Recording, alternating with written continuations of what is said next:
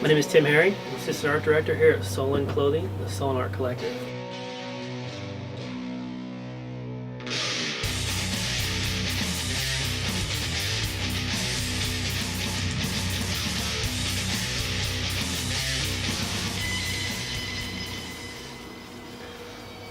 I went to school to do design. I went to Cal State Long Beach, started off in the design program, and then tiered it away from industrial design to more of product and graphic design development.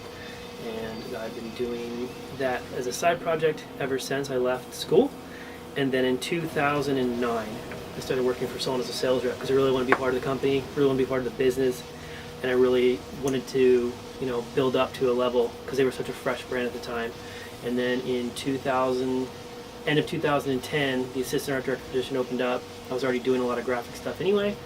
The creative director, Ryan Smith, asked me to come upstairs and help him out, and so it's been 7 years this January.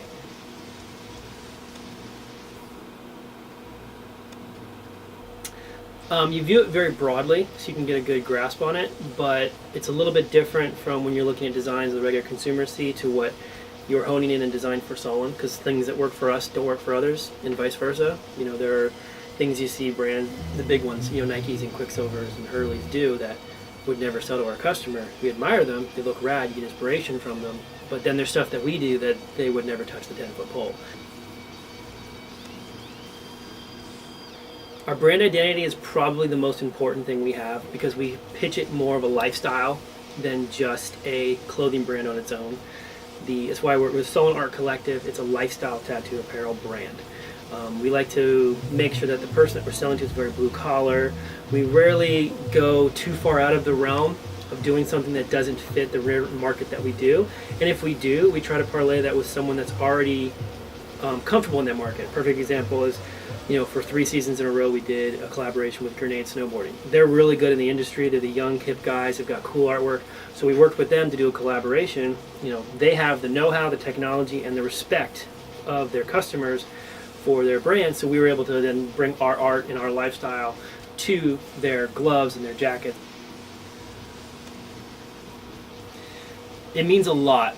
If you look at any interview that we do with anyone, especially our artists or models or athletes and we work with, we really try to embody that family environment because anyone can walk into some other clothing place or some other brand and they just throw a check at you and say thank you for your art. We like to work with them personally to help them with everything in their career, not just putting their names on t-shirts. We help them with banners and business cards and development to make their trade show experiences better, help them give them advice on their e-commerce sites, putting them in connection with some of our suppliers that we'll make stickers or hats or whatever just to help them go out there because it is a family thing. We like to bring people in and be part of the collective.